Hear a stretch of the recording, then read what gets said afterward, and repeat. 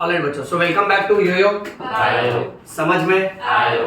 प्रेम रतन धन आयो। आज के बायो क्लास में हम बात करेंगे रेस्पिरेटरी डिजीज के बारे में।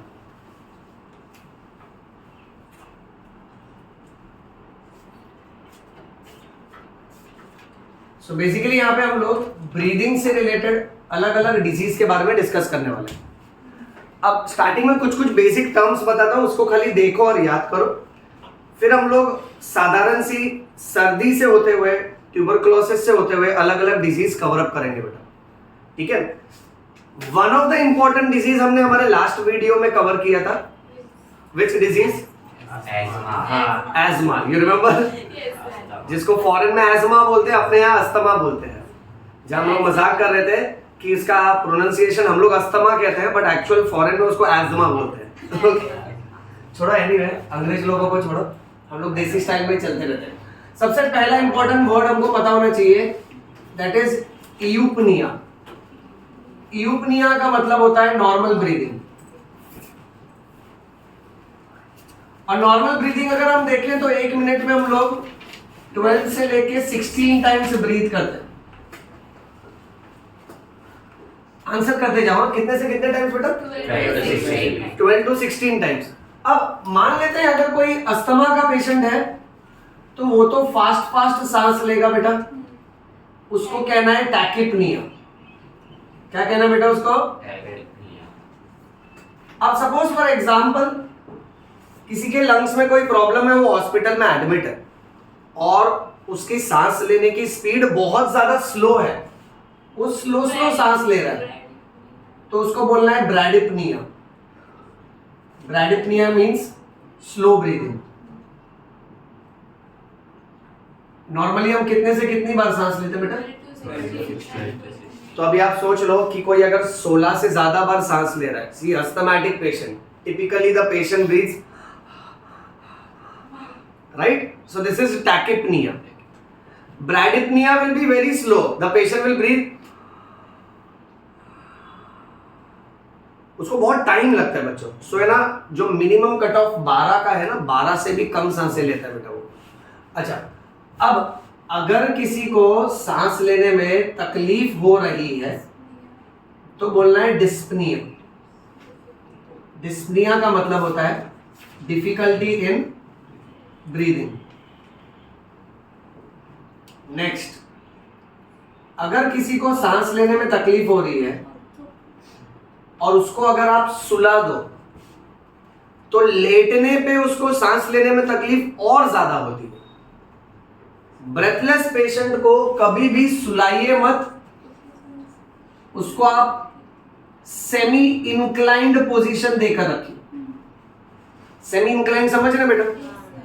कंप्लीटली सुलाएगा तो सो ही जाएगा बेटा। हाँ, फोटो दीवार पे आ सकता है हार और अगरबत्ती के साथ। कौन सा अगरबत्ती? साइकिल अगरबत्ती। वेरी गुड, तुम लोग ब्रांड भी बता रहे हो।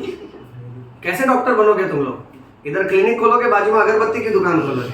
दुष्ट लोग, सुनो, ब्रांड ना बताया करो बेटा, थोड़ा इमोशनल हो जाया करो। सो पॉइंट ऐसा है, ब्रेथलेस पेशेंट अगर उसको सांस लेने में तकलीफ हो रही है, उसको लेटाइए मत, क्योंकि सांस लेने में तकलीफ बढ़ जाती है। इसको ऑर्थोपनिया बोलते हैं। मैं ना सारे वर्ड्स बोर्ड पे लिखूंगा तो आप लोग खाली देखते जाओ बेटा। This will be difficulty in breathing on lying down.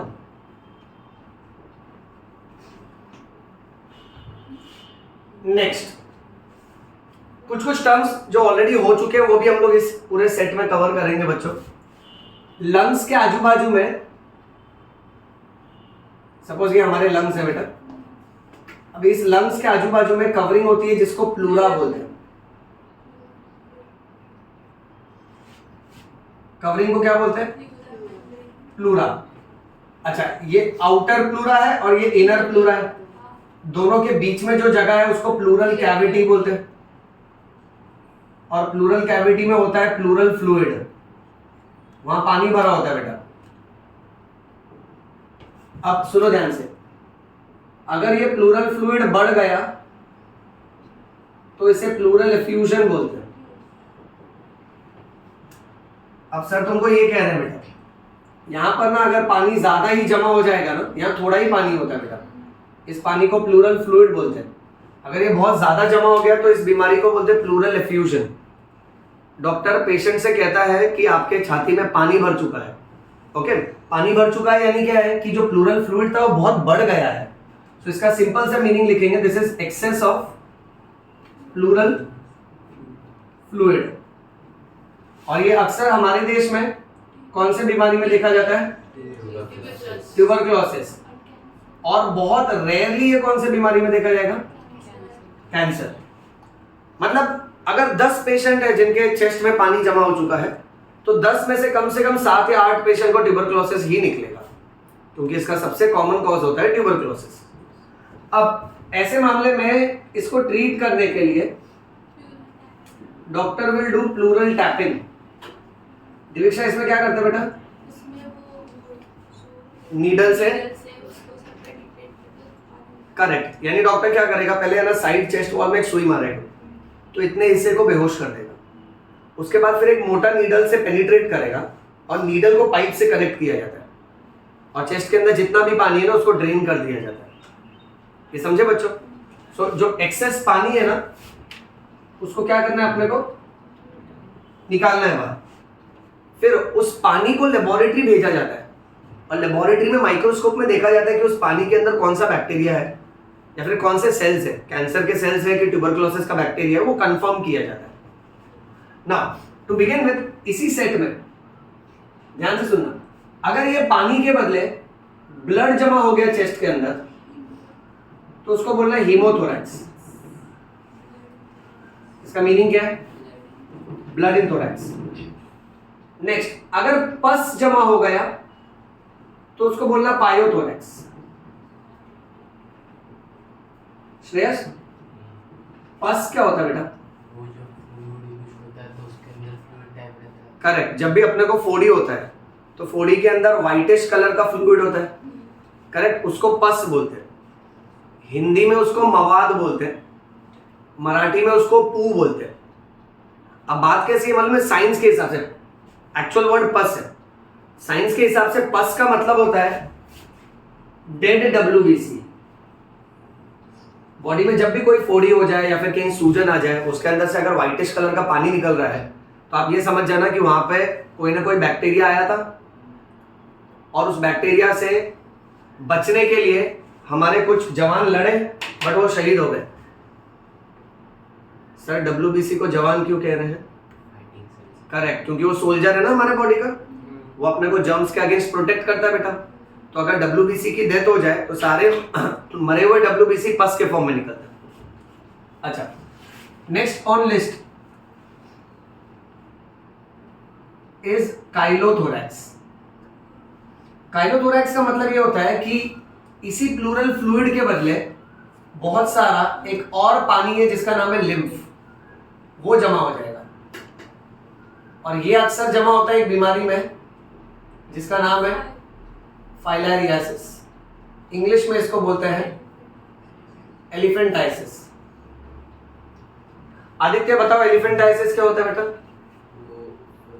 पैर जब सूज जाता है तो उसको। वेरी नाइस, जब पैर में सूजन आती है, बहुत पानी जमा हो जाता है, ओके, तो पैर है ना एकदम स्वोलन दिखता है एलिफेंट के फीट की तरह, इसलिए इसको एलिफेंट फीट बोलते हैं। हिंदी में इसको हाथी पैर बोलते हैं बेटा, ओके। प्रॉपर अपने बायोलॉजी में इसको फाइलेरियासिस बोलते हैं। अब जरूरी नहीं कि वो पानी हमेशा पैर में ही जमा हो, वो लिम्फ नाम का पानी अगर चेस्ट के अंदर जमा हो गया ना तो उसको काइलोथोरैक्स बोलते हैं। क्या बोलना बेटा इसको? काइलोथोरैक्स। अच्छा, नेक्स्ट ध्यान से सुनना, एक कंडीशन है जिसे कहते हैं प्लूराइटिस। आइटिस क्या होता है? इन्फ्लेमेशन। वेरी गुड, इन्फ्लेमेशन को हिंदी में क्या बोलते हैं? सूजन। अच्छा, तो अगर प्लूरा पे सूजन आ जाएगा तो उसको प्लूराइटिस बोलेंगे। जरा मन में इमेजिन करते हैं, ये लेयर और ये लेयर अगर सूज गया तो दोनों लेयर एक दूसरे के नजदीक आ जाएगा। अब लंग्स का तो काम है, जब भी हवा भरेगा तो लंग्स एक्सपांड होएगा फिर श्रिंक होगा, तो ये दोनों लेयर्स आपस में रब करने लगेगी। सो प्लूराइटिस की वजह से patient will have a condition which is called as pleurisy. Pleurisy का मतलब होता है कि जब जब पेशेंट सांस लेगा तब तब उसको चेस्ट में बहुत ज्यादा पेन होगा। तो ये याद रखना है, इसको प्लूराइटिस कहते हैं, इसको प्लूरिसी भी कहते हैं। जहां पे दोनों लेयर पे सूजन आने की वजह से जब जब पेशेंट सांस लेता है तो उसको चेस्ट में पेन होता है। ओके, चलो moving on. Next, hospital line में अगर एक डॉक्टर दूसरे डॉक्टर से कह रहा है कि इस पेशेंट को हुआ है कौन सा डिजीज, अब इसको पढ़ते हैं लिखते हैं KOCH, सो बहुत लोग इसको कॉच बोलते हैं, बट इसको ना एक्चुअली प्रोनाउंस किया जाता है एज कॉक्स। ये ना मतलब डॉक्टर्स की भाषा है। ओके, अगर एक डॉक्टर ने दूसरे डॉक्टर से कहा कि इसको कॉक्स है, सो कॉक्स का simple meaning is tuberculosis. Tuberculosis का मेडिकल नाम है कॉक्स डिजीज, ये याद रख लो अच्छे से। ओके, अब इसकी कहानी ऐसी है बच्चों कि ये बीमारी होती है किसकी वजह से? बैक्टीरिया। उस बैक्टीरिया का नाम है माइकोबैक्टीरियम ट्यूबरक्लोसिस। वेरी गुड, एक बार वापस से बोलिए, क्या नाम है? ओके, ये बैक्टीरिया अगर हमारे ब्रेथ के थ्रू हमारे लंग्स तक अगर पहुंच गया तो याद रखना ट्यूबरक्लोसिस के पेशेंट को खांसी होगी which is lasting for more than 14 days. उसके साथ साथ उसको बुखार आएगा और बहुत ही ज्यादा इंपॉर्टेंट वो क्या एक्सपीरियंस करेगा? Weight loss. देखो अपने को जब साधारण खांसी होती है ना तो कैसा होता है, 3 दिन 4 दिन में ठीक हो जाता है। अच्छा, या तो मान लो खांसी हुआ 3-4 दिन, ठीक है, आराम हो गया, फिर गैप पड़ गया, फिर खांसी हुआ, वो भी चल जाता है। बट कंटिन्यूअस खांसी अगर पेशेंट को है और वो खांसी 2 हफ्ते से ज्यादा चल गई, उसने तरह तरह के कफ सिरप ये सब ट्राई कर लिया, तो उसको क्या करना चाहिए ना, उसको डॉक्टर को दिखा के सबसे पहले चेस्ट एक्सरे करवा लेना चाहिए। और चेस्ट एक्सरे में ना फिर ट्यूबरक्लोसिस का जो कफ का दाग है ना वो नजर आ जाता है। और अगर जरूरत पड़ी तो सिम्टम्स के अनुसार डॉक्टर्स आपको ब्लड टेस्ट भी एडवाइस कर सकता है। बट एक चीज दिमाग में अच्छे से रखना बच्चों कि अगर किसी को भी बुखार आ रहा है और उसकी खांसी 14 दिन से ज्यादा चल चुकी है और प्लस उसको भूख नहीं लग रही है और उसका वजन कम हो रहा है, then we should think about tuberculosis. Tuberculosis की बुरी बात क्या मालूम है बच्चों कि इसमें ना एक बार अगर दवाई चालू किया तो पेशेंट को एटलीस्ट कितने महीने तक दवाई खाना है? 9 मंथ्स का इसका कोर्स होता है। पेशेंट को बीच में दवाई का गैप करना नहीं है, इसको 9 महीने तक दवाई खाना ही पड़ेगा। क्योंकि अगर ये फिर गैप किया तो इसका कोर्स फिर एक्सटेंड होता है 1 ईयर का, वो वापस से स्टार्ट करना पड़ता है। ओके, और एक्सट्रीम केसेस में अगर ट्यूबरक्लोसिस बढ़ गया तो इसका कोर्स 2 इयर्स का भी जाता है विथ इंजेक्शन। इंजेक्शन वाला कोर्स बहुत बुरा होता है, आप लोग बिलीव नहीं करोगे। ओके, मैंने पिछले 6 मंथ्स में 2 ट्यूबरक्लोसिस के पेशेंट देखे हैं, उसको हम लोग रेजिस्टेंट वेराइटी बोलते हैं। साधारण सा ट्यूबरक्लोसिस है, 9 महीना दवाई खाया ठीक हो जाता है, 3 महीना 4 महीना दवाई खाया फिर गैप कर दिया, अब अंदर जो बैक्टीरिया वो पावरफुल हो गया, उसको पूरा कोर्स मिला नहीं, तो फिर कैसा है ना कि नेक्स्ट लेवल ऑफ मेडिसिन देनी पड़ती है। इसे हम बोलते हैं MDR, यानी अब इसका टीबी बन गया MDR टीबी, तो बहुत बुरा होता है। This will be multiple drug resistant tuberculosis. तो अब इसका कोर्स और बढ़ा देना पड़ेगा, जहां 500 मिलीग्राम की टैबलेट थी तो 1000 मिलीग्राम की टैबलेट करनी पड़ेगी। तो धीरे धीरे ना डोज भी बढ़ जाता है, और उसमें भी अगर इसने गैप किया तो सबसे बैड होता है XDR टीबी। इसे हम कहते हैं, पढ़ो क्या बेटा, तुमको इसका मीनिंग समझ रहे क्या? ड्रग रेजिस्टेंट मतलब क्या? जो दवाई नॉर्मली ट्यूबरक्लोसिस को मार देती थी वो दवाई का इस पे कोई असर नहीं होगा। अब ऐसे केसेस में पेशेंट को रोज एक इंजेक्शन कमर पे लेना पड़ता है। और मैं आपसे बोलूं इसकी बुरी बात क्या होती है, रोज एक इंजेक्शन अगर कमर पे लेना है महीनों तक, तो अल्टरनेटली देते हैं हम लोग हिप्स पे, आज ये हिप्स पे दिया तो नेक्स्ट दिन इस हिप पे। आप बिलीव नहीं करोगे पेशेंट को पूरे हिप्स पे ना गांठ बन जाती है इंजेक्शन ले लेके, और लगभग 1.5 महीने बाद 2 महीने बाद जब हम लोग इंजेक्ट करने जाते हैं ना, तो नॉर्मली इंजेक्शन को ना मुश्किल से 2 मिनट लगते हैं देने में, बट फिर इस पेशेंट को इंजेक्शन देने में कम से कम 4 से 5 मिनट लगते हैं, क्योंकि शुरुआत के 2 से 3 मिनट ना उसके हिप्स को टच कर करके वो गांठ फील करना होता है, और 2 गांठ के बीच में जो सॉफ्ट स्ट्रक्चर बचता है ना वो ढूंढना होता है, और जहां सॉफ्ट स्ट्रक्चर बचा ना वहीं इंजेक्ट करना होता है, क्योंकि गांठ के ऊपर इंजेक्शन नहीं दे सकते। फिर उस पेशेंट को रोज इंजेक्शन लेने के बाद घर पे जाके बर्फ से सिकाई करनी पड़ती है ताकि गांठ ना बने। बट फिर भी अगर रोज नीडल का पेनिट्रेशन होगा तो बॉडी में स्वेलिंग आने लगती है। बहुत बहुत बहुत बैड होता है और इसका और कोई ऑप्शन नहीं है। एक बार अगर इंजेक्शन के कोर्स पे गया ना पेशेंट तो दो ही चॉइस है, या तो इंजेक्शन का कोर्स कंप्लीट करो या तो death. And it is so saddening to see such patient कि इसको रोज इंजेक्शन देना पड़ता है। सोचो अगर ऐसा केस किसी छोटे बच्चे में हो गया, मान लेते हैं कोई एल्डर इंसान है, रेलवे ट्रेन से ट्रैवल कर रहा है, आपके पीछे ही खड़ा है, 70-80 साल का बूढ़ा चाचा है, ठीक है, आपके कंधे पे पैट किया, आप मुड़ के देखे और बोला कहाँ उतरोगे, उतरोगे वैसे वैसे उतरोगे, ऐसा खांस दिया बेटा आपके मुंह पे। सपोज इंडिया ग्रेट कंट्री है बेटा। अब अगर उसको एक्सट्रीम ड्रग रेजिस्टेंट ट्यूबरकुलोसिस है, वो आपने अगर इनहेल कर लिया तो आपको भी हो जाएगा वो, और सीधा इंजेक्शन का कोर्स चालू होगा, क्योंकि एक्सट्रीम केसेस में कैसा वो टैबलेट काम नहीं आता। और सोचो यही चीज अगर छोटे बच्चे के इसमें चले गए तो उसको और भी ज्यादा प्रॉब्लम। इसीलिए ये बीमारी पर्सनल लेवल के लिए नहीं, कम्युनिटी लेवल के लिए भी इंपॉर्टेंट है, ताकि किसी और के डिफॉल्ट की वजह से कोई और सफर ना करे। मेरी बात समझ में आई सबके? देखो बहुत सारी बातें हैं, आज एक एक बात ध्यान से सुनना। लेक्चर भी ऑन रिकॉर्ड चल रहा है, प्लस इसका है ना तुम लोग नोट्स भी बना लेना फोटो क्लिक करके। बट एक एक पॉइंट ध्यान से सुनो, बहुत काम का है आज का प्लान। मल्टीपल ड्रग रेजिस्टेंट और एक्सट्रीम ड्रग रेजिस्टेंट। अच्छा अब एक और बात बताता हूं जो एक्चुअली बुक्स में नहीं लिखी है। ओके, ट्यूबरकुलोसिस का पेशेंट जब दवाई खाता है ना तो उसका एक साइड इफेक्ट है कि उसका सलाइवा, उसका यूरिन रेडिश ऑरेंज कलर का हो जाता है।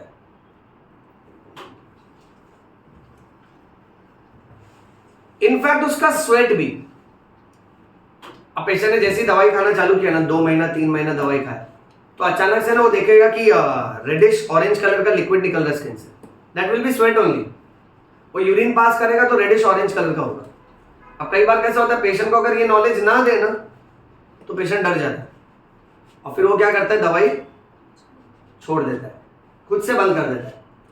इसीलिए हमको ये नॉलेज हर ट्यूबरकुलोसिस पेशेंट तक फैलानी चाहिए कि अगर आप दवाई खा रहे हो तो ऐसा रिएक्शन आएगा और ये एक एक्सेप्टेबल साइड रिएक्शन है, तो आपको डरने का नहीं। तकलीफ में आराम भी हो जाए तो भी कोर्स स्टॉप नहीं करने का, और कोई शिकायत बढ़ भी जाए तो फिर भी कोर्स स्टॉप नहीं करने का। कोई भी कंफ्यूजन हो तो अपने ट्रीटिंग डॉक्टर से एक बार कंसल्ट करो, बट कोर्स को खुद से बंद करने का नहीं। ये बात समझी बेटा? चलिए आगे बढ़ते हैं। अब कुछ छोटी मोटी डिजीज पहले कवर कर लेते हैं। डे टू डे लाइफ में हमको होता रहता है कॉमन कोल्ड, क्या कहते हैं इसको, सर्दी खांसी ना, करेक्ट। अच्छा बताओ इसमें क्या क्या सिम्टम्स आते हैं? पेशेंट बहुत ज्यादा, उसको स्नीजिंग होगा, थोड़ा बहुत कफिंग भी होगा। अच्छा और तो और एक नया वर्ड सिखाता हूं, नाक से पानी आता है ना, उसको कोराइजा बोलते हैं। क्या बोलते हैं इसको? कोराइजा। और आंख से पानी आता है ना, उसको लैक्रिमेशन बोलते हैं। सर आंख से पानी आता है उसको तो रोना बोलते हैं। रोना भी बोलते हैं बेटा, बट इन जनरल अभी जैसे एलर्जी हो गया तो अचानक से मेरे को आंख से पानी आने लगा, आंख में खुजली होने लगी, या तो मान लेते हैं मैं सही में रो रहा हूं तो फिर भी उसको लैक्रिमेशन ही बोलते हैं। मेडिकल टर्म्स बहुत फैंसी होते हैं, उसकी आदत डाल दिया करो। तो कैसा होता है ना, मेडिकल कॉलेज में बहुत मजा आती है, जब कोई रोता है ना तो लोग इतना हाई फाई वर्ड्स बोलते हैं ना, वो रोना छोड़ देता है। वो ये टेंशन में आ जाता है कि ये वर्ड का मीनिंग मेरे को क्यों नहीं मालूम, कि मैं भी तो वही बुक्स पढ़ रहा हूँ। अब आई रिमेंबर दैट कि हमारे क्लास में ऐसा होता था कि अभी मान लो कोई एक कोने में बैठ के ना बहुत डिप्रेस्ड है, सैड है, रो रहा है, तो एक सीनियर आके ना फर्स्ट टाइम ऐसे बोले लैक्रिमेशन क्यों कर रहा है। तो हम लोग वंडर करते अरे ये कौन सा हाई फाई वर्ड है। Then we used to recollect, lacrimal glands मतलब टीयर ग्लैंड्स, और टीयर ग्लैंड से जो पानी निकलता है उसको लैक्रिमेशन बोलते हैं। ओके नेक्स्ट, नाक से पानी आ रहा है उसको कोराइजा बोलते हैं। अभी किसी को भी सर्दी खांसी होएगा तो उसको छींक आएगा, खांसी होगी। अच्छा कभी कभी पता है थ्रोट पेन भी होता है उसको, राइट। उसके साथ साथ नाक से पानी आ सकता है, आंख से पानी आ सकता है। सर्दी खांसी है ना usually day to day life में वायरस की वजह से होता है। अब इसमें एडिनो वायरस करके एक वायरस है, राइनो वायरस सबसे कॉमन है। अच्छा, ये कुछ बैक्टीरिया की वजह से भी हो सकता है बच्चे। Okay, moving on. वायरस की दुनिया में हाल ही में राज कर रहा है, हाँ, नया गैंगस्टर बना है, नया नया गुंडा बना है, राइट। अब कोविड वायरस वैसे था बहुत टाइम पहले से। ओके, इसको कोरोना वायरस बोलते हैं। कोरोना इसलिए बोलते हैं क्योंकि कोरोना का मतलब होता है क्राउन। हमने जब भी न्यूज में इसका फोटो देखा, ये वैसा वैसा दिखता है, राइट। अब इसको अगर बीच से काट दूं तो सिर पे पहनने वाले ताज की तरह हो गया ना। ओके, कहीं पर भी कोरोना वर्ड आएगा ना, कोरोना का मतलब होता है क्राउन। अच्छा, अब इसकी प्रॉब्लम क्या मालूम है? ये यूजुअली लंग्स तक जाता है। देखो, सर्दी खांसी जो रहती है ना, वो अपर रेस्पिरेटरी सिस्टम तक ही रहती है, नाक तक, गले तक।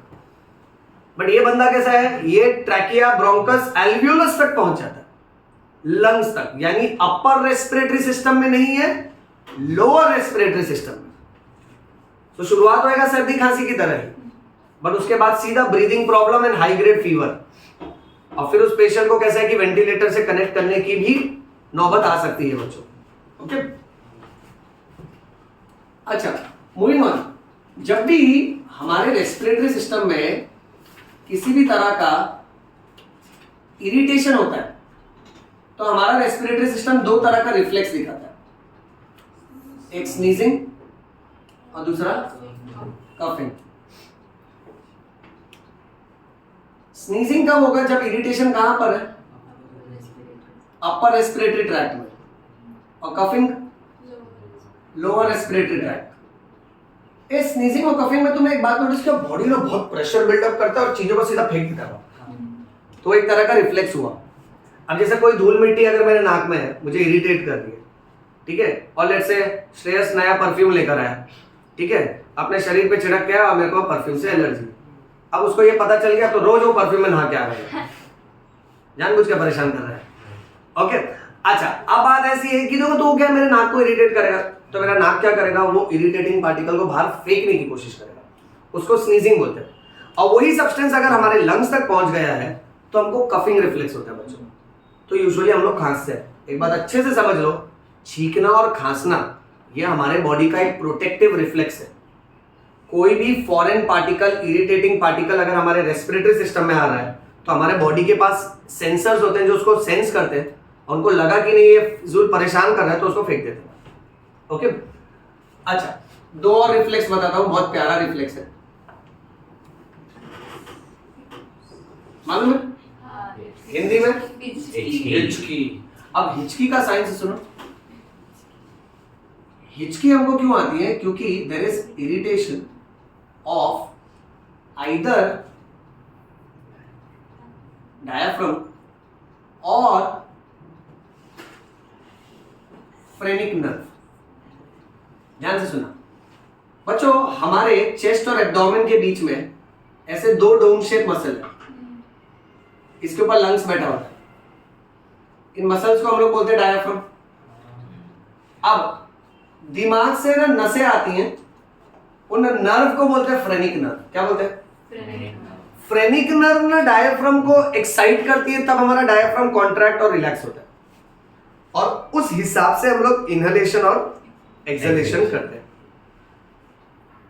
बहुत ही प्यारी सी बात है, हमारे देश में बोलते हैं अगर आपको हिचकी आ रही है तो कोई आपको याद कर रहा है। Correct, right. ये तो हो गया टेम्पररी मजाक। असली साइंस पे आते हैं। आपको अगर हिचकी आ रही है तो आपको या तो डायफ्राम याद कर रहा है या तो फ्रेनिक नर्व याद कर रहा है।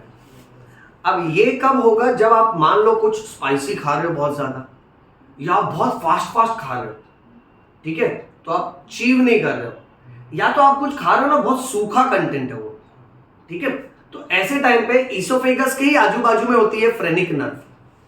तो वो अगर इरिटेट हो गई ना तो it's like let's say suppose light को अगर स्मूथली करंट का सप्लाई मिल रहा है, कंटिन्यूस सप्लाई मिल रहा है तो लाइट ग्लो हो रहा है। बट वो सप्लाई अगर झटके में आ रहा है तो लाइट भी झपकेगा ना। उसी तरह से अगर ब्रेन से फ्रेनिक नर्व के थ्रू रेगुलर मैसेजेस आ रहे डायफ्राम को, तो डायफ्राम रिदम में कॉन्ट्रैक्ट और रिलैक्स करता है। अब वही स्मूथ इंपल्स कंडक्शन अगर डिस्टर्ब हो जाए तो डायफ्राम झटका मारता है, और वो जब झटका मारता है तो बॉडी झटका मारता है, तो हमको हिचकी आता है। फिर हम लोग वो नाटक चालू कर देता है, जो जो लोग हमको याद कर सकता है उनका नाम लेने लगता है हम लोग, या तो हम लोग पानी पीने लगता है, और नाम लेते लेते अगर हिचकी रुक गया तो जिसका जब नाम लिया तो मान लो कि वो आपको याद कर रहा था। हाई इंडिया में बहुत साइंस चलता है, ये लोग अपना एनसीईआरटी अलग ही लिख रहा है बेटा, ओके, बट आप लोग एक्चुअल साइंस याद रखो कि कोई याद नहीं करता है, okay, it is only an irritation to your diaphragm और फ्रेनिक नर्व, ओके।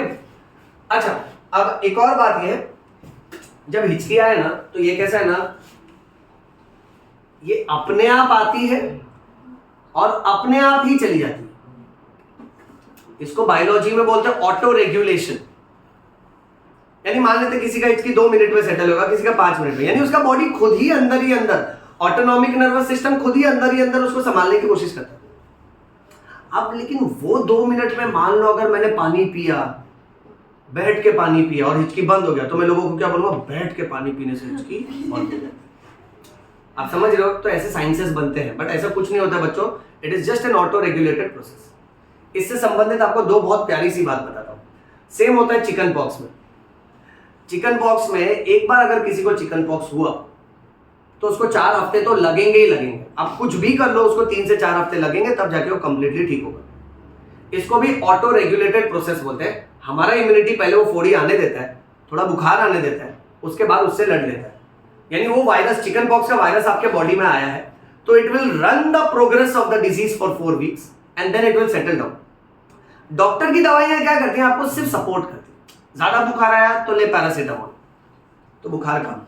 फोड़ी आ रहा है तो कोई लोशन दे देगा, ताकि क्या है, वो फोड़ी एकदम मॉइस्ट रहे, सूखापन ना रहे। समझे बेटा? अब 4 हफ्ते तो लगने ही वाले हैं, समाज 4 हफ्ते शांत तो नहीं बैठेगा। सो दे आर लाइक, अरे रे दवाई लेने के बाद भी ठीक नहीं हो रहा है, अभी भी फोड़ी आ रहा है, जरूर इसमें देवी आई है। होता है ना, ऐसा मानते हैं ना बेटा, ठीक है, अपने को कोई प्रॉब्लम नहीं है, we are not against any religion, ठीक है, people have their own beliefs and we respect it, but the actual science is कि जो पुराने जमाने में सोचा करते थे कि बीमारियां किसी देवी देवताओं का श्राप है, वैसा नहीं होता है। बीमारियां छोटे छोटे जर्म्स की वजह से होती है जो नजर नहीं आते, माइक्रो ऑर्गेनिज्म। अच्छा, ऐसा ही सेम फंडा होता है फीट्स में। फीट्स मालूम है हिंदी में? मिर्गी। हाँ मस्त। अच्छा, मुर्गी नहीं बोला। अच्छा, मिर्गी या तो आकड़ी बोलते हैं ना, देखो ना बॉडी ऐसा ऐसा वाइब्रेट करता है, सीधा गिर जाता है। अब मुंह से हाँ बहुत ज्यादा थूक आने लगता है ना, झाग आने लगता है, करेक्ट है। आंखें ऐसा रोल हो जाती है, पेशेंट बेहोश हो जाता है। अब किसी को अगर फीट्स का भी अटैक आता है ना, वो भी ऑटो रेगुलेटेड होता है, डिपेंड करता है, किसी में 2 मिनट में आराम हो जाएगा, किसी में 5 मिनट में आराम हो जाएगा। बट वो 2 मिनट 5 मिनट लोग सब्र नहीं करेंगे, लोग जरूर अपना चप्पल निकाल के सूंघा देते ना, और मान लेते वो जाग गया।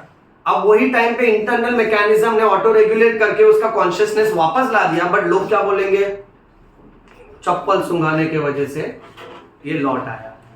मालूम है जो बड़े बड़े न्यूरोलॉजिस्ट होते हैं ना, न्यूरोलॉजिस्ट, ये सोच 5.5 साल एमबीबीएस का, 3 साल एमडी करने का, और फिर 3 साल डीएम करने का, 11.5 साल पढ़ाई करने के बाद वो सिर्फ ब्रेन न्यूरोलॉजी पढ़ता है।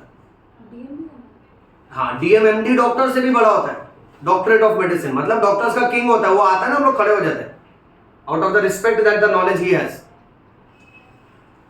अब 11.5 साल ये पढ़ रहा है, फिर जाके ये फीट्स के पेशेंट, एक्सीडेंट के पेशेंट उनको हैंडल करता है।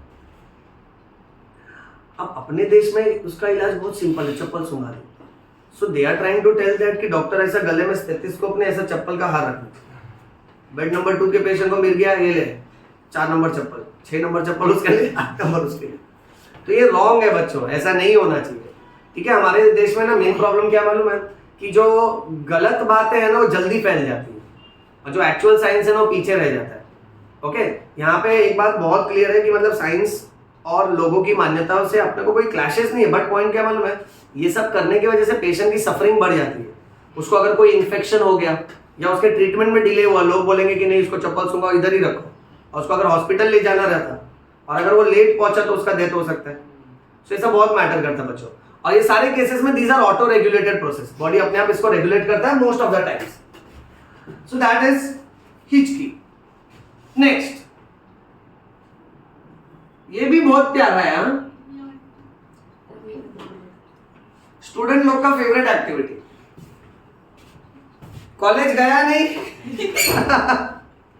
अब एज अ टीचर तुमको एक बात बताता हूँ, जब ऐसे बच्चे बैठे रहते हैं ना, जब एक टीचर एक्साइटमेंट में पढ़ा रहा है, फुल बैटरी चार्ज दिल से पढ़ा रहा है, उस बीच में जब टीचर सबके फेस देखते हैं ना, मान लेते कोई बच्चा यौन कर गया, मान लेते अरे यार तुम लोग काहे उसका नाम ले रहे हो, चुप रहो। अब क्या होता है मालूम है, यौनिंग की एक साइकोलॉजिकली बुरी बात क्या मालूम है, अब जैसे अगर इन्होंने यौन कर दिया ना तो मेरा भी मन करता है कि अपने को भी ऐसा लगता है कि पढ़ाते पढ़ाते छोड़ो जाओ घर पे चले जाओ आप भी सो जाओ मैं भी सो जाता हूँ, तो ये बहुत बुरा होता है यौन का। But coming back to science, हम लोग यौन तभी करते हैं जब बॉडी को बहुत ज्यादा ऑक्सीजन खींचना होता है।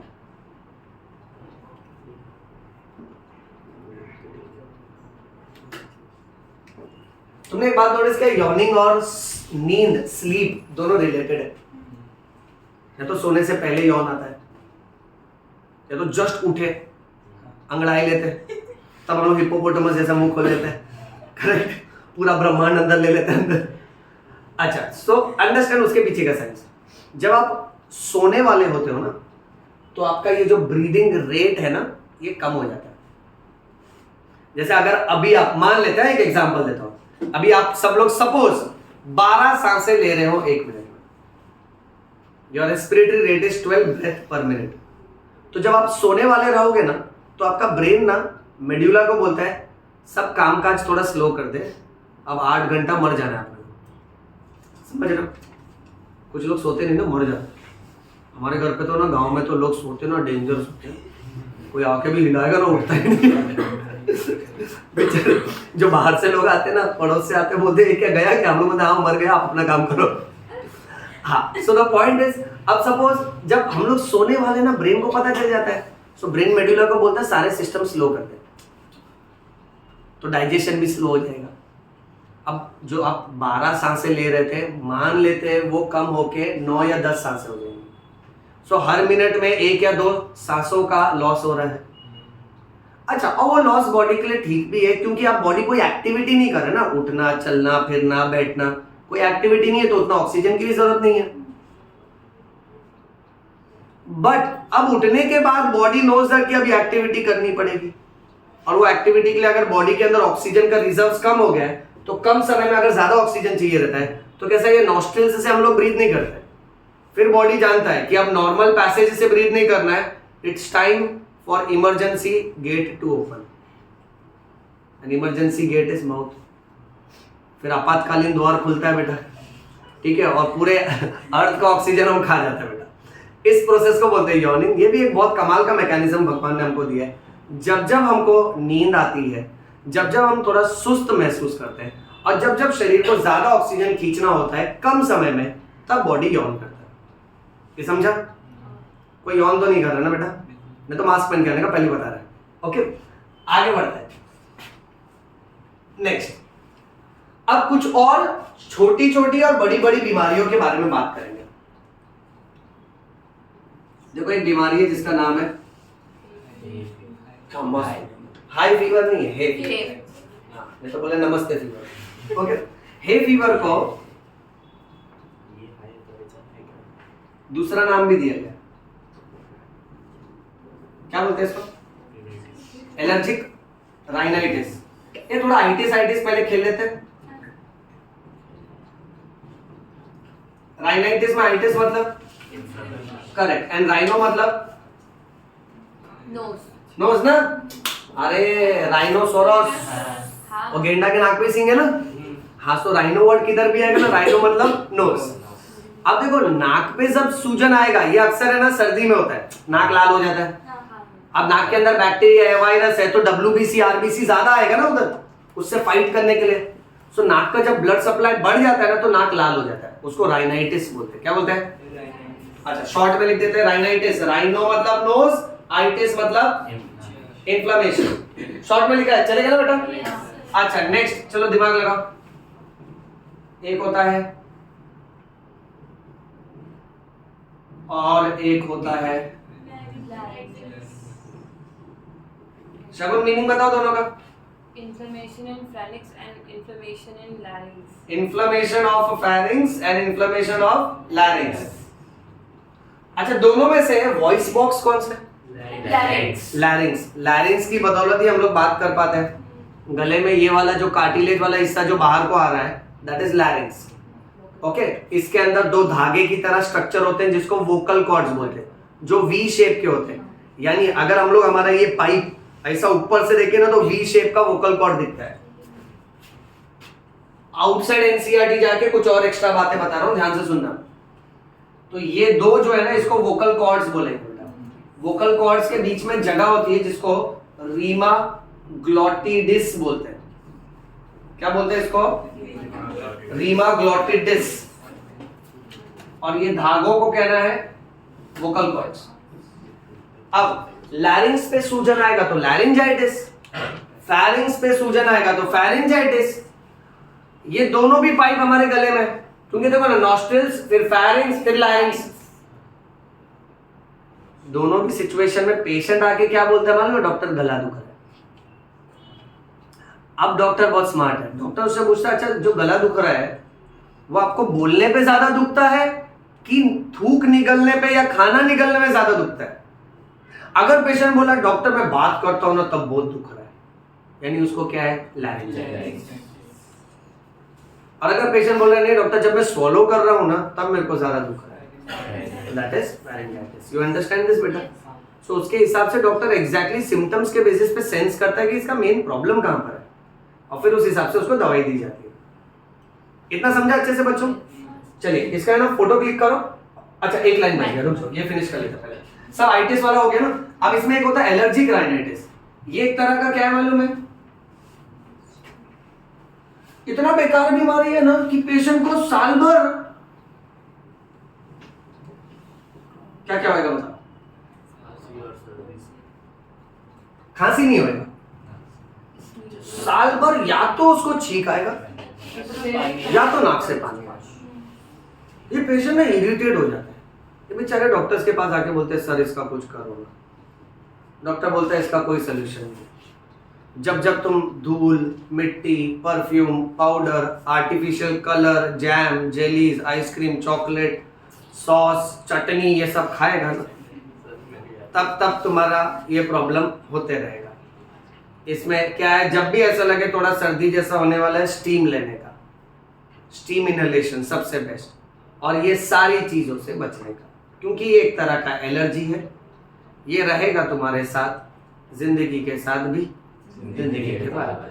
आप समझ रहे हो बेटा? क्या है ये? LIC है। वाह बहुत अच्छे।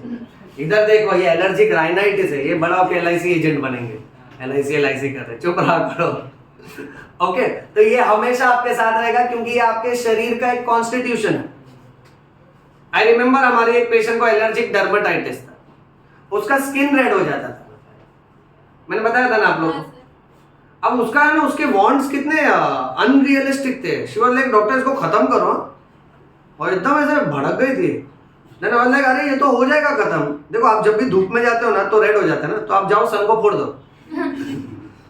तो फिर और भड़क गई, बोले मजाक नहीं करने का सर। मैंने वाज लाइक चालू कौन किया? This is cause because of sunlight ना। अभी ये तो हो ही गए, तुम जब धूप में निकलेगा तो प्रॉब्लम है, आप धूप को थोड़ी खत्म कर सकते हैं। So see, allergy is we are born with it and we die with it. हाँ, just that you have to remember उसका main treatment होता है you want to prevent allergy causing episodes, जिसको allergens बोलते हैं। जिसकी वजह से एपिसोड आ रहे हैं ना उसको आप प्रिवेंट करो, उसका एक्सपोजर कम कर दो। Am I clear बेटा? चलिए इसका फोटो क्लिक करो, फिर नेक्स्ट इससे भी हाई लेवल का है थोड़ा, वो डिस्कस करते हैं। यस हाँ ऐसा भी होता है कभी कभी, लैरिंजाइटिस विद फैरिंजाइटिस, उसमें बहुत गला दुखता है, इतना जल्दी ठीक नहीं होता है। क्योंकि सांस लेने में वैसे भी दुखता है और करेक्ट करेक्ट। उसमें ना एंटीबायोटिक कंटिन्यू लेनी होती है, गर्म पानी पीना पड़ता है। अभी ना मैं तुमको नेक्स्ट जो पढ़ाऊंगा ना उसमें एक दो कॉन्सेप्ट बहुत मस्त है। अच्छा बच्चों, आप लोगों को ये टफ ज्यादा टफ तो नहीं लग रहा ना? नहीं। लॉजिकली समझ रहे सबको अच्छे से? इसको खाली घर पे रिवाइज करना अच्छे से। अभी एक लास्ट प्रेजेंटेशन है, फिर स्टॉप करेंगे।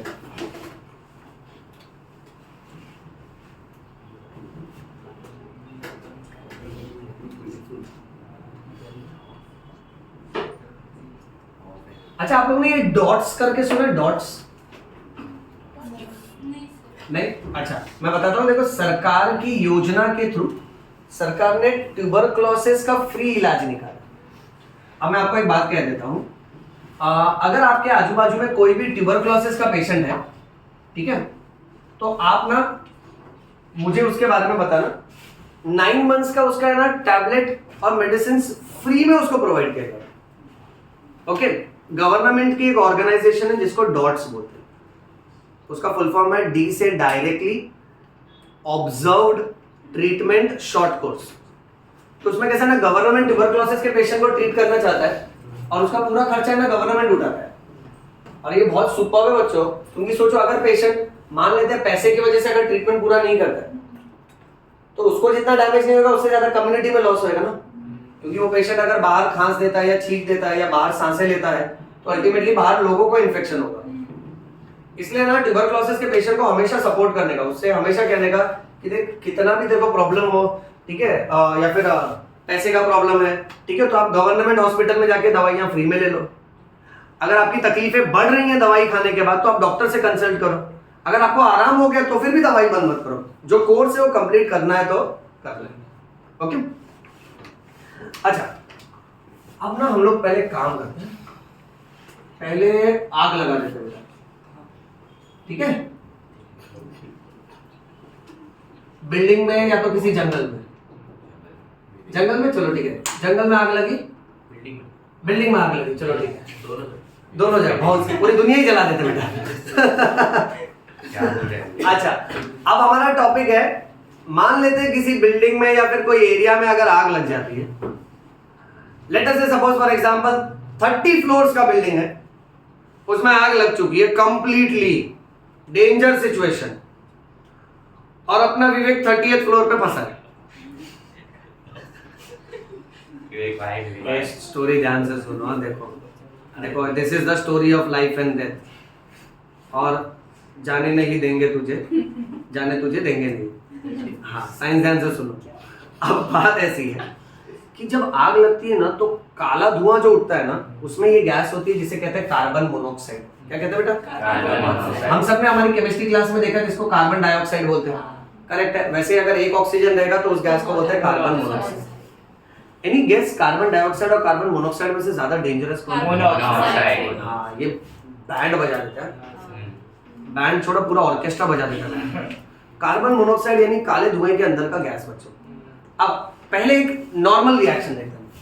हमारे शरीर में बच्चों नॉर्मली क्या होता है, हीमोग्लोबिन जो है ना वो ऑक्सीजन से कंबाइन होता है। और मैंने आपको ये किस्सा भी सुनाया है कि एक हीमोग्लोबिन 4 ऑक्सीजन उठा सकता है, तब जाके वो बनाता है ऑक्सी हीमोग्लोबिन। बच्चों क्या बना रहे हैं? अच्छा नेक्स्ट, ये भी होता है हमारे बॉडी में। हीमोग्लोबिन कार्बन डाइऑक्साइड को उठाता है और बनाता है कार्ब अमीनो हीमोग्लोबिन। बट ये कंपैरेटिवली कम होता है क्योंकि ऑक्सीजन हीमोग्लोबिन की बैंड बजा देता है।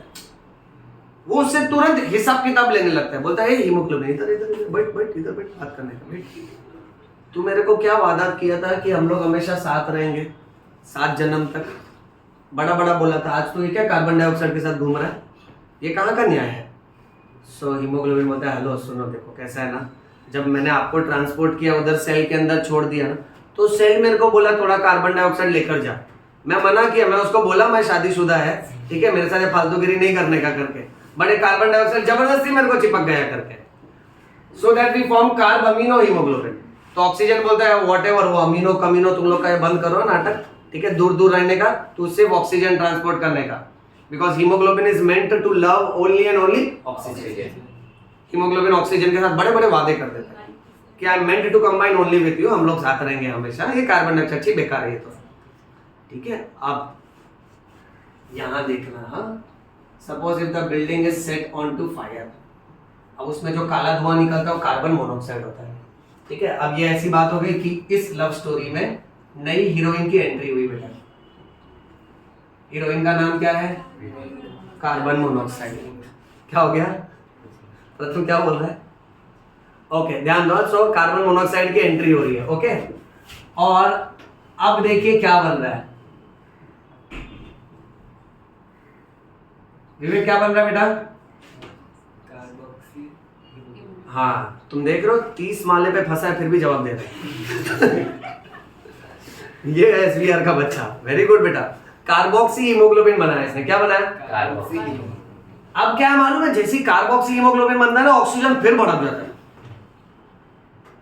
बोलते हैं धोखेबाज, झूठे, फरेबी। पहले तो कार्बन डाइऑक्साइड के साथ घूम रहा था, अब ये कौन है नया? Carbon dioxide. तो चुप रहे, मारेगा, चुप भाई। हाँ, तो देखो अब एक प्रॉपर्टी देखी गई है साइंस के अनुसार, haemoglobin loves carbon monoxide 250 times more as compared to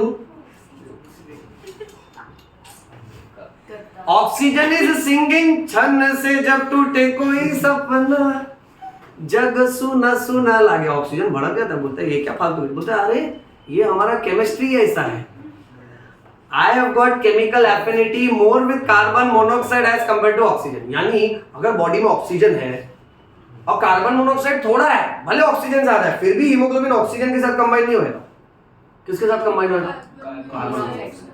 सोचो ऑक्सीजन को कितना खराब लगता है।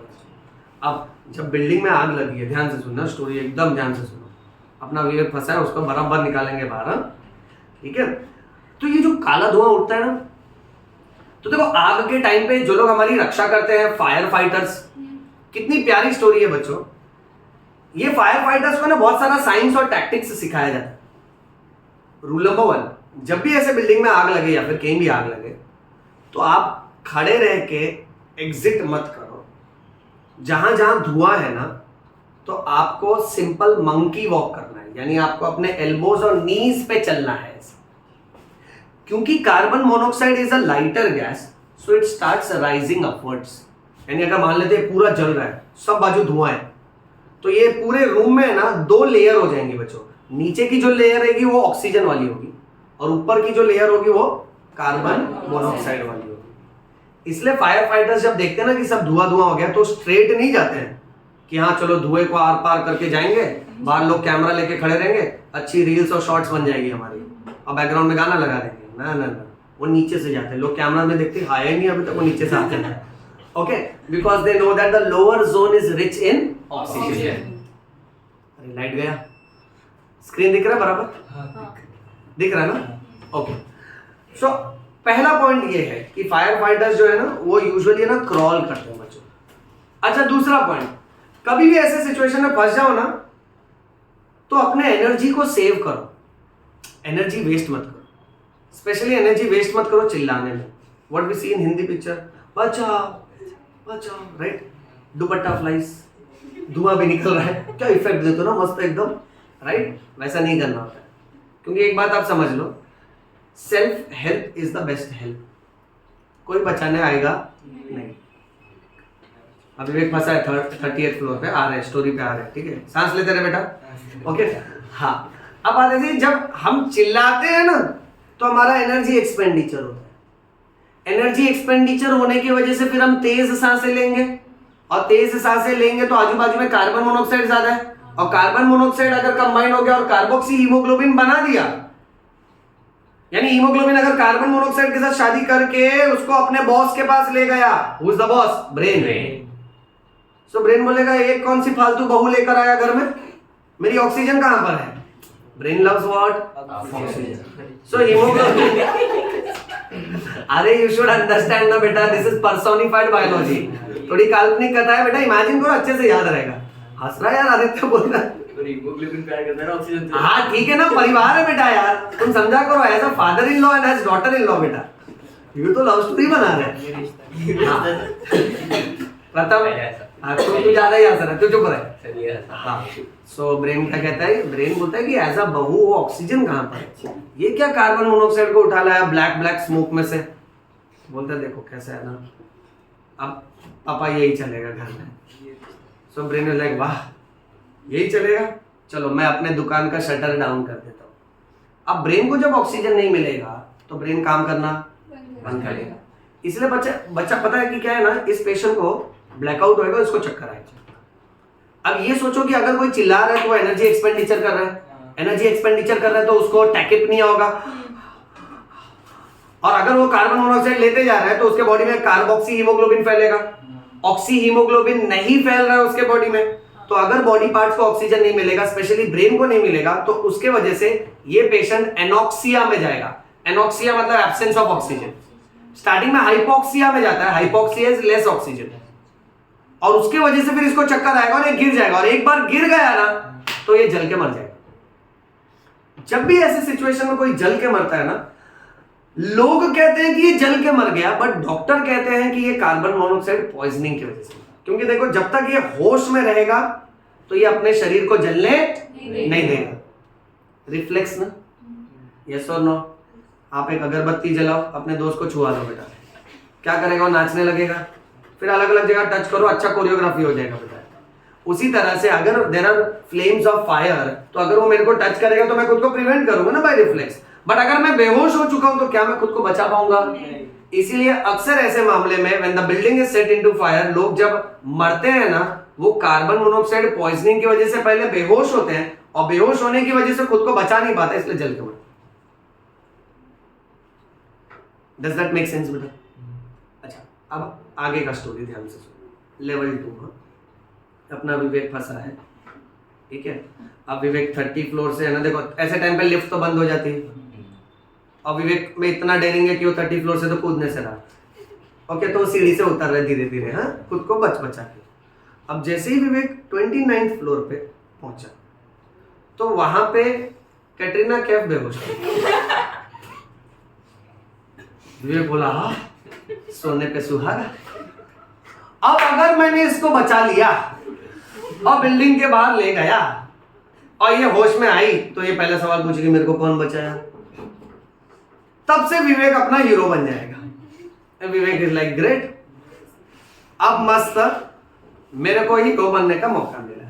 तो विवेक क्या करता है, एक बार खाली वहां से फोन कर देता है अवस्थी सर को, सर मैं ना बिल्डिंग में फंसा हूं सर, कार्बन मोनोऑक्साइड पॉइजनिंग का आंसर पूरा याद आ रहा है सर मेरे को, और सर एक गुड न्यूज है। तो मैंने अरे सत्य है, लाइट आ गई। ओके, तो विवेक कहता है सर एक गुड न्यूज है सर, कैटरीना भी है। तो मैं तेरी जिंदगी में खुशी लिखी नहीं बेटा। तो मैंने विवेक को डांट दिया, मैंने उसको डांट दिया, मैंने बोला बेटा फिर लाइट आ गई। मैंने विवेक से कहा कि बेटा देख ये सब मत कर, चुपचाप गोरिल्ला वॉक करके, मंकी वॉक करके वहां से निकल। सो विवेक बोलता सर प्लीज। बोला बिल्कुल नहीं बेटा, देख it's a life threatening situation. So Vivek गुस्से में फोन काटता है, बोलता है जलता है मेरे से, अवस्थी सर इज जेलस, खुद रहता तो। ओके, तो अब विवेक फोन काट दिया। अब विवेक फिर भी है ना कैटरीना को लिफ्ट किया और उतर रहा है एक फ्लोर। जैसे ही 20th फ्लोर पे आया, विवेक को चक्कर आने लगा और कैटरीना गिरी, विवेक भी गिरा। उसने फोन लगाया, सर। बोला ये बेटा तेरी आवाज को क्या हुआ? बोला सर चक्कर। बोला तू उठाया ना कैटरीना को? लाइक हाँ। बोला मारेगा दुष्ट पागल, मना किया था ना। बोला सर अब क्या करने का? नाउ अंडरस्टैंड, ऐसे टाइम पे अगर if the building is set into fire, अगर अपना कोई रिलेटिव भी बच्चों फंसा है ना, ओके, तो पहला पॉइंट ये होता है कि अपने को पहले खुद को बचाना, सी बीट व्हाटसोएवर। और अगर आपको उसको बचाना भी है ना, तो कभी उसको लिफ्ट मत करो, आप उसको ड्रैग करो। समझ रहे हो?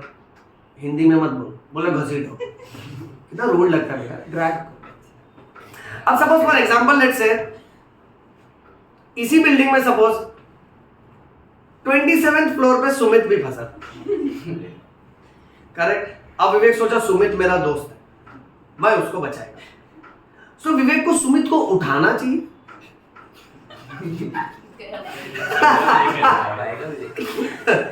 ये बोला उठा पाएगा विवेक? सुमित अपना हैवी। अच्छा तो क्या बेटर होगा, लिफ्ट और ड्रैग? छोड़ देना। तुम लोग कैसे हो, वेरी बैड है बेटा। हाँ करेक्ट, अपनी जान बचाना चाहिए, बट मैं दूसरा टेक्निक बता रहा हूँ ना बेटा, रुकना। बोले छोड़ देना चाहिए, सुमित जलेगा नहीं। ये बात सुनो ध्यान से। सपोज यहाँ अगर 70 किलो रख दिया, तुमसे बोला 70 किलो नीचे तक पहुंचाना है, दो रास्ता है, इधर लिफ्ट और ड्रैग, क्या बेटर होगा? तो मैं विवेक को फोन पे वही बोला, देख विवेक सुन, मैंने तेरा मन पढ़ लिया, तेरे मन में लालच है, तेरे को समझाया फिर भी तू समझा नहीं। अब अगर फिर भी तू बचाना चाहता है ना, देख वापस चक्कर आएगा और आपकी बेहोशी हो जाएगा, फोन लगेगा नहीं, फिर तेरा फोटो दीवार पे और हम लोग जलाएंगे साइकिल अगरबत्ती, कंफर्ट अगरबत्ती, मच्छर अगरबत्ती, बहुत ब्रांड है हमारे पास, मोक्ष अगरबत्ती। तुम लोग मत बोला करो ब्रांड, में को गुस्सा आ जाती है, चुप रहा करो। बोल रहा मोक्ष अगरबत्ती, मोक्ष प्राप्त हो गया। हाँ तो विवेक से कहा जाता है कि आप ड्रैग करिए। विवेक सर वो इतनी कोमल है, बोला ये कोमल सॉफ्टी मारेगा ना, चुप बैठ एकदम, ड्रैग कर ना। लेट्स से अगर पेशेंट बेहोश है, फायर फाइटर्स भी ये करते मालूम, फायर फाइटर्स उठाते नहीं है।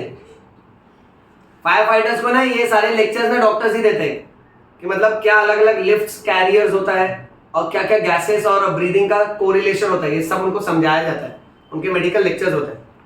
आई रिमेंबर ऐसे एक सेमिनार में एक फायर फाइटर ने क्वेश्चन किया था डॉक्टर से, बोलते सर हम लोग घसीटेगा अच्छा थोड़ी लगता है, इट इज इनह्यूमन, और प्लस लोग देखेगा हम लोग घसीट घसीट के बाहर ला रहे हैं। तो जो सीनियर डॉक्टर थे ना वो सेमिनार में, उन्होंने मस्त आंसर दिया।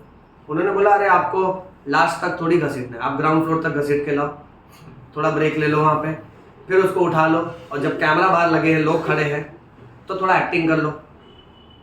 तो दिस फायर फाइटर्स अलग ही लोग घसीटते हैं, और जब घसीटते हैं ना एक रूल सिखाया जाता है कि पेशेंट का जो सिर है ना उसको अपने आर्म्स में ले लेना है और उसको घसीटो ताकि उसका पैर झटके झटके से नीचे गिरे, उल्टा नहीं। पैर पकड़ के और सिर धड़ धड़ धड़ धड़ धड़ सीढ़ी से उतर रहा है, ना ना ना, फिर उठेगा इसका याददाश्त ही चली जाएगा, गजनी बन जाएगा बेटा। ओके सो इसका टेक्निक ऐसा होता है कि अगर पेशेंट ऐसे सोया हुआ है, यहाँ उसका सिर है ना, तो डॉक्टर ना उसके शोल्डर्स के अंदर आर्म से डाल के फिर उसको ड्रैग करता है, ये समझे? सो यही बात विवेक को बताई गई। अब बात ऐसी है, फायर फाइटर्स क्या करते हैं, फिर ड्रैग करके नीचे ले आते हैं, ग्राउंड फ्लोर पे सब बॉडी रख देते, पहले आराम से अंदर थोड़ा चिल करते, फिर बोलते हैं अब एक्टिंग करेगा, फिर अंदर लिफ्ट, फिर बाहर आते। ओके अब कैसा होता है ना कि अगर वो पूरा उठा के लाए, नो डाउट कुछ कुछ फायर फाइटर्स पूरा उठाते भी, उसमें भी उनको ट्रिक बताई जाती है। उसमें एक होता है मंकी वॉक ही होता है, जैसे पेशेंट सोया है ना, ओके राइट, तो दे कम ओवर द पेशेंट और पेशेंट का हाथ ना कफ से अपने यहाँ नेक पे बांध देते हैं और फिर वो है ना धीरे धीरे ड्रैग करते हैं, तो पेशेंट का बॉडी भी धीरे धीरे उनके साथ ही ड्रैग करता है। और अगर प्रॉपर लिफ्ट करना है तो ओवर द शोल्डर लेते हैं वो लोग, ओके अगर प्रॉपर लिफ्ट करना है तो ऐसे अलग अलग टेक्निक अलग अलग सर्कमस्टेंसेस में यूज की जाती है, हर एक के पीछे साइंस होता है। What I am trying to tell you is कि देखो ना, इसलिए जब बिल्डिंग में आग लग जाती है तो हम लोग यूजुअली मूवीज ये सब में देखते हैं कि अगर अपना कोई रिलेटिव फंसा है तो लोग उसको पकड़ते हैं, क्योंकि लोगों को मालूम है इसको छोड़ दिया तो ये बचाने जाएगा आउट ऑफ इमोशन, बट इसको नॉलेज नहीं है ना, he is not well trained for that act, right students? इसलिए फायर फाइटर्स को ही जाने देते हैं, क्योंकि उनको बराबर मालूम रहता है कौन सा सिचुएशन में कौन सा लिफ्ट, कौन सा कैरियर मेथड यूज करना है, कैसे ब्रीदिंग करना है और कैसे इसको रेस्क्यू करना है। Am I clear with this? Okay चलिए आगे बढ़ते हैं। So this was carbon monoxide poisoning. हाँ और अपना विवेक भी बच गया। हाँ क्यों बच गया मालूम? क्योंकि विवेक बेहोश हो गया, फिर एक फायर फाइटर आया, उसने पहले कटरीना को बचाया लास्ट में विवेक को बचाया। ओके आगे बढ़, इतना सोचना चाहिए था, कटरीना को कोई भी बचा लेगा बेटा, पहले खुद को बचाना चाहिए, वेरी इंपॉर्टेंट। ओके और अपना सुमित भी बच गया। सुमित को हिचकी आ रहा रहेगा, उसका फ्रेनिक नाउ इरिटेट हो रहा रहेगा। चलिए आगे बढ़ते next. So this was carbon monoxide poisoning. अब बच्चों बीमारियों की लिस्ट में देखो कुछ और बीमारियां हैं जो जन्म से होती हैं बट हमको उसके अगेंस्ट वैक्सीन दिया जाता है। जैसे एक बीमारी का नाम है डिप्थेरिया। क्या नाम है बच्चों? डिप्थेरिया। ये होता है एक बैक्टीरिया की वजह से, कॉर्नी बैक्टीरियम डिप्थेरियम। क्या नाम है बच्चों? डिप्थेरिया में एक्चुअली क्या होता है मालूम है? ये बैक्टीरिया गले में जाके इन्फेक्शन पैदा करता है, और गले में है ना इन्फेक्शन का एक मोटा सा लेयर बना देता है, मेम्ब्रेन बना देता है, और इसमें फिर पेशेंट को बहुत खांसी आती है, और कभी कभी ना खून निकलने लगता है खांसी में, क्योंकि गले की जो एक्स्ट्रा इन्फेक्शन वाली परत बनती है ना, मेम्ब्रेन बनती है ना, कभी कभी वो मेम्ब्रेन टूटती है, ओके, और पेशेंट को ब्लीड होता है, और डिप्थेरिया में बहुत बुरा है ना थ्रोट इन्फेक्शन होता है। फिर एक बीमारी है जिसका नाम है परट्यूसिस। परट्यूसिस को वूपिंग कफ भी बोलते हैं। अब एक सेक्शन तुम लोगों को होमवर्क देता हूं। दीपिक्षा, तुम ना इंटरनेट पे चेक करना वूपिंग कफ में उसको वूप नाम क्यों दिया, क्योंकि वूप ना काऊ की आवाज होती है। सो पेशेंट जब खांसता है ना, it resembles the whoop of the cow, यानी ये खांसी अलग है, इसको हम लोग हिंदी में काली खांसी बोलते हैं। ये पेशेंट ना, आप बिलीव नहीं करोगे, अगर ये ग्राउंड फ्लोर पे खांस रहे हैं ना, आपको यहां तक सेंस होएगा कि अलग ही खांस रहा है। और ये पेशेंट टिपिकली अगर डॉक्टर क्लिनिक के अंदर बैठा है ना, बाहर वेटिंग रूम में, और ये बाहर वेटिंग रूम में एक दो खांसी करता है ना, डॉक्टर को पता चल जाता है नेक्स्ट पेशेंट वूपिंग कफ वाला है, ओके, क्योंकि ये खांसने का पैटर्न ही अलग है। अब खाली वो खांसने का आवाज कैसा है वो तुम फाइंड आउट करो, उसका कोई एक वीडियो ग्रुप में पोस्ट करो। ये लास्ट टाइम मैंने किसको काम दिया था? श्रेयस, तुमने डाला ग्रुप में? भूल गए ना, तुम भी गजनी बन रहे हो। ये आज के आज हो जाना चाहिए। क्या काम दिया था तुमको? ब्रीथिंग का शायद कुछ देखा। तुम्हारा क्या था प्रथम? तुमने पुटअप किया? कभी तक करोगे दुनिया खत्म होने के बाद? आज हो जाए एग्जाम, बहाना मत करो, एग्जाम चालू है, आज के आज हो जाना चाहिए दोनों जना, ठीक है? अच्छा, और दीपिक्षा ये तुम्हारा काम है वूपिंग कफ। अच्छा, नेक्स्ट एक बीमारी है जिसे कहते हैं बेंड्स डिजीज।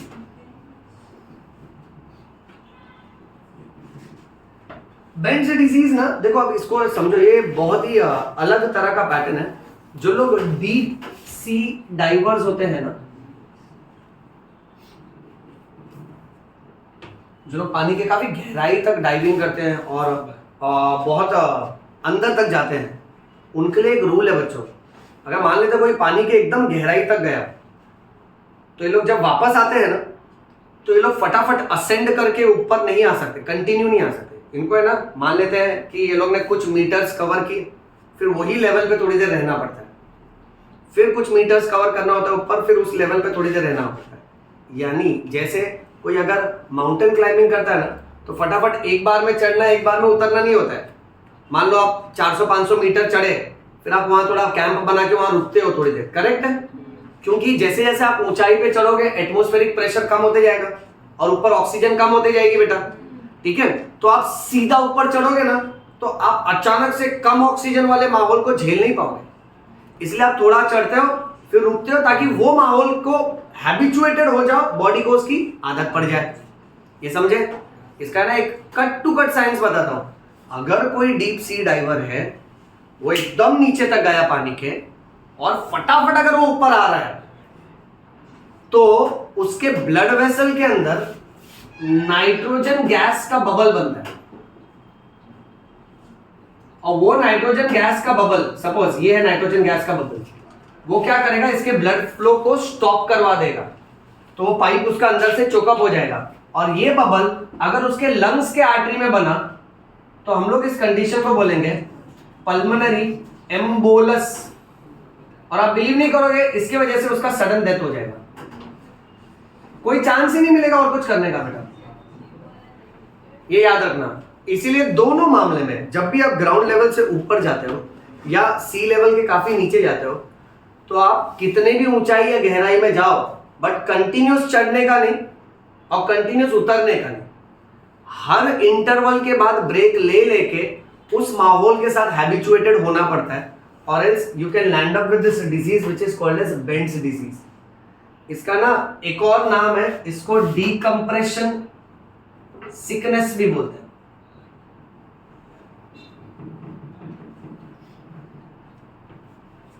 ये समझा सबको? तो ये याद रखना बहुत इंपॉर्टेंट है। नेक्स्ट बच्चों, एक कंडीशन होता है जिसको साइनोसिस बोलते हैं। साइनोसिस यानी आपके बॉडी के पार्ट्स कैसे हो जाएंगे? ब्लू कलर के। ये क्यों हो जाएंगे? क्योंकि आपके बॉडी में ज्यादा से ज्यादा कौन सा ब्लड घूम रहा होगा? Deoxygenated blood. हम लोग ने इस बारे में पढ़ा है, ब्लू बेबी सिंड्रोम करके भी पढ़ा है कि हार्ट के अंदर जो होल होता है वो जन्म के बाद अपने आप भर जाता है। उस हार्ट के होल को हम लोग फोरामेन ओवेल बोलते हैं बेटा। और अगर वो फिलअप नहीं हुआ तो कैसा है कि बॉडी के पार्ट्स ब्लूइश हो सकते हैं। तो अगर किसी के बॉडी के parts, look here very carefully, अगर किसी के फिंगर टिप्स या नोज का टिप या तो लिप्स या तो ईयर लोब्स अगर ये ब्लूइश कलर का हुआ, यानी उसके हार्ट या लंग्स में कोई ना कोई प्रॉब्लम है और उसके बॉडी में डीऑक्सीजनेटेड ब्लड घूम रहा है। नेक्स्ट फैंसी इंफॉर्मेशन, हमारा ब्लड रेड कलर का होता है थैंक्स टू हीमोग्लोबिन। हीमोग्लोबिन की अगर हम लोग पढ़ाई करें तो अडल्ट हीमोग्लोबिन जो है वो बच्चे के हीमोग्लोबिन से अलग होता है। अडल्ट हीमोग्लोबिन में 2 अल्फा और 2 बीटा चेन होता है और फीटल हीमोग्लोबिन में 2 अल्फा और 2 गामा चेन होता है। अब ये बीटा और गामा कैसे मालूम है? केमिस्ट्री के अनुसार कार्बन हाइड्रोजन नंबर का फर्क है। कैसे मीथेन, ईथेन, प्रोपेन बनते जाता है, फिर तो नाम बदल देते ना। तो वैसे ही हमारा हीमोग्लोबिन का केमिकल कंपोजिशन और बच्चे के हीमोग्लोबिन का केमिकल कंपोजिशन सेम नहीं होता है, ये याद रखना है बच्चों। ओके, अब बात ऐसी है कि बच्चे का हीमोग्लोबिन ना ज्यादा ऑक्सीजन कैच कर सकता है और सही भी है क्योंकि बच्चा ग्रोइंग पीरियड में है तो उसको ज्यादा ऑक्सीजन चाहिए। ओके, नेक्स्ट कितनी कमाल की बात है ये देखो, जैसे हीमोग्लोबिन होता है ना वैसे हीमोसाइनिन भी होता है। अब साइनो और साइनिन मतलब, तो इन लोग का ब्लड का कलर क्या होगा? हाँ, ये आपको है ना लोअर एनिमल्स में देखने मिलेगा। ये यूजुअली आपको देखने मिलेगा आर्थ्रोपोडा और मोलस्का में, और उसमें भी बहुत सारे में से कुछ कुछ ही में ही देखने मिलेगा, सब में नहीं बेटा। अब ये जो मैं तुमको बता रहा हूँ ना, ये वे बहुत आउटसाइड के टॉपिक है, बट देखो ऐसी ऐसी दुनिया भी है ओके, जहां पे यहाँ पे ब्लड का कलर ब्लू हो जाएगा, दैट इज हीमोसाइनिन। अच्छा, फिर ऐसे एक और पिगमेंट होता है जिसको नाम दिया है हीमो एरिथ्रिन। एरिथ्रो मतलब रेड, बट वो हीमोग्लोबिन जैसा नहीं होता है, वो अलग होता है, भले रेड कलर का है बट उसका नाम है हीमो एरिथ्रिन। क्लोरो क्रूओरिन, ये पिगमेंट रहा ना हीमोग्लोबिन के बदले, तो ब्लड का colour green, because chloro refers to green, ये याद रखना। अच्छा, इसके अलावा और भी ऐसे केमिकल कंटेंट होते हैं, इस बारे में थोड़ा एक्स्ट्रा फाइंड आउट करके खाली रीड कर लेना, रट्टा मत मारना। ओके, रीड करके छोड़ देना, क्योंकि ऐसे नाम के और भी पिगमेंट्स होते हैं। ओके, अपने को ज्यादा से ज्यादा ना यहां तक पता होना चाहिए, हीमोग्लोबिन तक ही, बाकी का जो है वो एक्स्ट्रा है, वो पूछा ही नहीं जाता है, ये खाली तुम्हारे एक्सपोजर के लिए, ताकि तुमको पता चले कि ऐसी दुनिया भी होती है बच्चों। ओके, अच्छा मूविंग ऑन। फिर एक बीमारी होती है जिसे कहते हैं सीओपीडी। ध्यान देना, लास्ट 1-2 डिजीज ही बचा बेटा। फुल फॉर्म देखो, chronic obstructive pulmonary disease. Full form बोलो क्या है बच्चों? Chronic obstructive pulmonary disease. इससे रिलेटेड एक जोक बताता हूं, I can not resist my self. एक और बीमारी होती है जिसे कहते हैं पीसीओडी। ये है पॉलीसिस्टिक ओवेरियन डिजीज। इसमें देखो, क्रॉनिक मतलब वो बीमारी जो लंबे समय से है, और इस बीमारी में इतना कफ बन रहा है ना, इतना म्यूकस बन रहा है कि आपके रेस्पिरेटरी पाइप्स अंदर से ऑब्स्ट्रक्ट हो जा रहे हैं, अंदर से चोकअप हो जा रहे हैं। क्रॉनिक ऑब्स्ट्रक्टिव पल्मोनरी डिजीज, ध्यान से सुना। इसके ना 2 पैटर्न है। इसमें एक बीमारी होती है जिसका नाम है क्रॉनिक ब्रोंकाइटिस। अब तुम लोग इतना तो दिमाग लगा सकते हो ना, आइटिस यानी किसका इन्फ्लेमेशन है? ब्रोंकस का। इसमें ना पेशेंट को बहुत ज्यादा खांसी आती है और बहुत ज्यादा म्यूकस निकलता है। म्यूकस को हाईफाई लैंग्वेज में फ्लेगम बोलते हैं। वो पेशेंट नहीं होते जो आके डॉक्टर को साधारण भाषा में बोलते, डॉक्टर में खांसता है ना, बहुत थूक निकल रहा है। सम पेशेंट, डॉक्टर में खांस रहा है ना, व्हाइट कलर का बलगम निकल रहा है। ओके, सो इसको फ्लेगेम बोलते हैं। क्या बोलते हैं? या तो नहीं जमेगा तो म्यूकस भी बोल सकते हैं बेटा, यानी बेसिकली सलाइवा निकलता है। ये क्रॉनिक ब्रोंकाइटिस में होता है। इसी में एक और बीमारी है जिसका नाम है एम्फाइसीमा। एम्फाइसीमा में हमारा जो एल्वियोलस है वो इलास्टिक होने के बदले कैसा हो जाएगा? यहां देखना, आपके पास एक बलून है, और बलून का इलास्टिसिटी गया, अभी ये फैले का फैला रह जाएगा, और ये यूजुअली होता है because of cigarette smoking. Cigarette smoking की वजह से इसका इलास्टिसिटी डिस्ट्रॉय हो जाता है, और ये दोनों मामले में फिर पेशेंट को होता है डिस्पनिया। श्रेयस, डिस्पनिया मतलब? करेक्ट, अभी अभी पढ़ा था ना हमने। डिस्पनिया क्या होता है? Difficulty in breathing. ये दोनों पेशेंट को सांस लेने में तकलीफ होती है। एक एक्स्ट्रा नॉलेज है कि एम्फाइसीमा एक केमिकल होता है अल्फा 1 एंटीट्रिप्सिन, उसकी कमी की वजह से होता है, और ये बहुत कॉमनली देखा जाता है उन लोगों में जो लोग स्मोकिंग करते हैं। अच्छा, जोक की बात ये है, एक बीमारी है जिसका नाम है पॉलीसिस्टिक ओवेरियन डिजीज। फीमेल में जो ओवरी होता है ना, उस ओवरी के अंदर बहुत सारे छाले पड़ जाते हैं, स्वेलिंग आ जाता है, फिर इस फीमेल के पीरियड्स है ना डिले हो जाते हैं। ओके, टाइम पे पीरियड्स नहीं आते हैं। अब जोक की बात ऐसी है, आजकल कैसा है ना, जब डॉक्टर्स प्रैक्टिस करते हैं ना, तो आजकल इंटरनेट का जमाना है, तो लोग क्या करते हैं, अपने सिम्टम्स गूगल करके आते हैं। सुनो ध्यान से। सो ऐसे एक पेशेंट आके डॉक्टर को बोलता है, डॉक्टर, मेल पेशेंट आके डॉक्टर को बोलता है, डॉक्टर मेरे को पीसीओडी हो गया है। डॉक्टर जोर जोर का हंसने लगता है। सो डॉक्टर बोलता है, आप हंस क्यों रहे हो? तो डॉक्टर बोला, कहाँ पढ़ के आ रहे हैं गलत गलत? बोलता कंफर्म मेरे को पीसीओडी है, मैं खुद पढ़ा हूँ गूगल पे। तो डॉक्टर बोलता है, अबे गधे, सीओपीडी। ओके, ना पीसीओडी तो किसको आएगा? फीमेल को आएगा ना, ओवरी का डिजीज है। सो कैसा है कि